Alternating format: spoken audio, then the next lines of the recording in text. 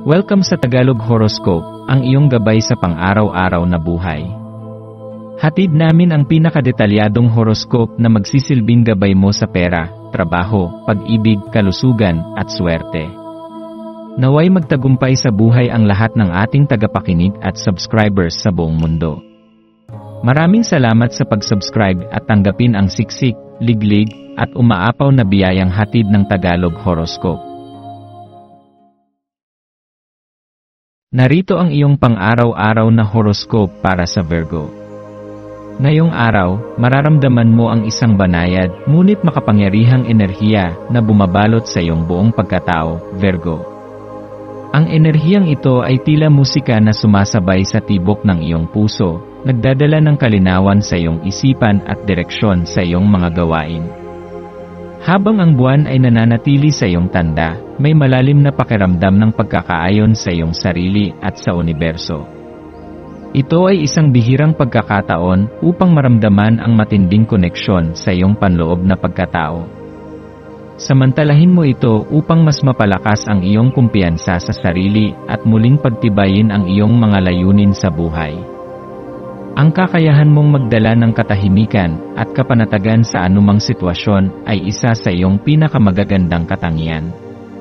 Ang iyong likas na pagnanais para sa kaayusan ay hindi lamang nakatutulong sa iyo, kundi pati na rin sa mga taong nasa paligid mo. Ngayon, higit kailanman, ang iyong presensya ay isang biyaya para sa iba. Ang iyong matatag at kalmadong enerhiya ay tila isang ilaw na gumagabay sa mga naliligaw sa gulo ng kanilang emosyon at isipan. Dahil dito, marami ang lalapit sa iyo upang humingi ng payo o simpleng maramdaman ang iyong positibong enerhiya. Pagpapalalim ng pagninilay at pag-unawa sa sarili. Ngayong Huwebes, hinihikayat kang maglaan ng oras upang balikan ang mga tagumpay at hamon na iyong pinagdaanan. Ang bawat tagumpay na iyong nakamit, gaano man ito kaliit o kalaki, ay bahagi ng iyong paglago bilang isang individual. Huwag mong maliitin ang mga pagsisikap na iyong ginawa upang makarating sa puntong ito ng iyong buhay. Ang iyong sipag at tiyaga ay lumikha ng isang matibay na pundasyon para sa mas maraming tagumpay sa hinaharap. Ngunit higit sa lahat, ang iyong mga pagkakamali at kabiguan ay nagsilbing mahahalagang guro na nagturo sa iyo ng mahahalagang aral.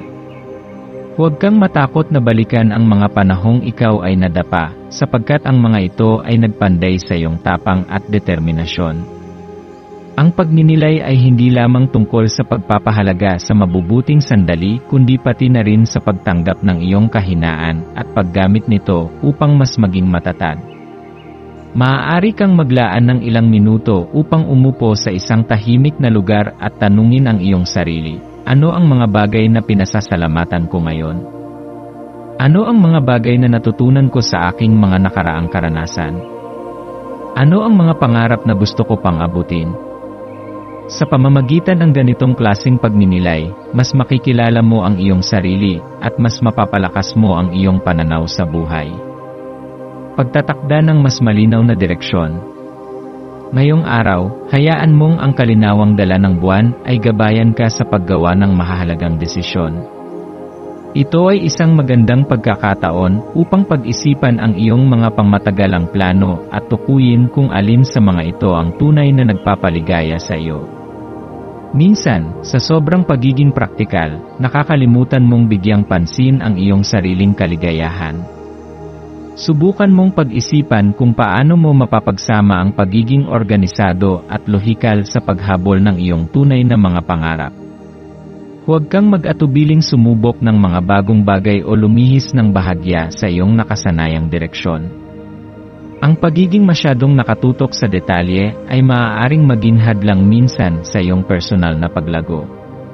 Maging bukas sa posibilidad na may mga oportunidad na darating na maaaring hindi tugma sa iyong orihinal na plano, ngunit magdadala ng mas maraming benepisyo kaysa sa inaakala mo. Ang kapangyarihan ng kapayapaan sa iyong kapaligiran. Isa sa pinakamabisang paraan upang mapanatili ang iyong panloob na kapayapaan ay ang pagpapanatili ng kaayusan sa iyong paligid. Bilang isang Virgo, mahalaga sa iyo ang malinis at maayos na espasyo, hindi lamang sa pisikal na aspeto, kundi pati na rin sa mental at emosyonal na aspeto. Kapag maayos ang iyong kapaligiran, mas madali para sa iyo ang mag-isip ng malinaw at makaramdam ng kapanatagan. Ngayong araw, subukan mong maglaan ng oras upang ayusin ang iyong opisina o tahanan. Ang simpleng pagsasaayos ng iyong mga gamit o pagtatapon ng mga bagay na hindi mo na kailangan ay maaaring magdulot ng magaan na pakiramdam. Ang mas malinis at organisadong espasyo ay sumisimbolo rin ng malinaw at maayos na isipan. Sa ganitong paraan, mas magiging produktibo at kalmado ka sa harap ng anumang hamon na maaaring dumating. Maswerteng kulay, numero at gawain. Ang maswerteng kulay para sa iyo ngayong araw ay berde, isang kulay na sumisimbolo ng kapanatagan, pagpapagaling at bagong simula.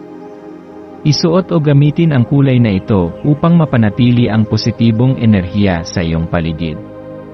Ang iyong maswerteng numero ay 3, 5 at 11. Ang 3 ay kumakatawan sa balanse sa isip, katawan at espiritu. Ang 5 ay simbolo ng kalayaan at pagbabago, habang ang 11 ay isang espiritual na numero na nagpapahiwatig ng kaliwanagan at inspirasyon. Ang maswerteng gawain para sa iyo ngayon ay pagninilay, pagsasaayos ng iyong tahanan o workspace, at paggawa ng isang bagay na nagpapatahimik sa iyong isip. Maaaring ito ay pagsulat sa journal, paglalakad sa kalikasan, o simpleng pag-upo sa isang tahimik na lugar upang magnilay. Payo at pangwakas na mensahe. Virgo, ngayong araw ay isang paalala na ang kalinawan ng isipan at kapayapaan ng puso ay may malaking epekto sa iyong pang-araw-araw na buhay. Ikaw ay isang taong may pambihirang kakayahang magdala ng kaayusan sa gitna ng kabuluhan, at ito ay isang regalo na dapat mong pahalagahan. Ngunit tandaan, hindi mo kailangang laging maging perpekto. Huwag mong hayaan na ang sobrang pag-aalala sa maliliit na bagay ay maging hadlang sa iyong kaligayahan. Minsan, ang pinakamagandang gawin ay hayaan ang mga bagay na dumaloy ng natural at tanggapin na hindi lahat ay nasa iyong kontrol. Yakapin mo ang kagandahan ng kasalukuyang sandali, at tandaan na ang pagiging masaya ay hindi palaging nangangahulugan ng pagiging perpekto. Madalas, ito ay tungkol sa pagpapahalaga sa kung ano ang mayroon ka ngayon. Sa pagtatapos ng araw, magpasalamat sa lahat ng mabubuting bagay na dumating sa iyo. Ang pagpapahalaga sa maliliit na biyaya ay nagbubukas ng pintuan para sa mas maraming pagpapala sa hinaharap. Patuloy kang magmingming, Virgo, at ipagpatuloy ang pagiging inspirasyon sa iba.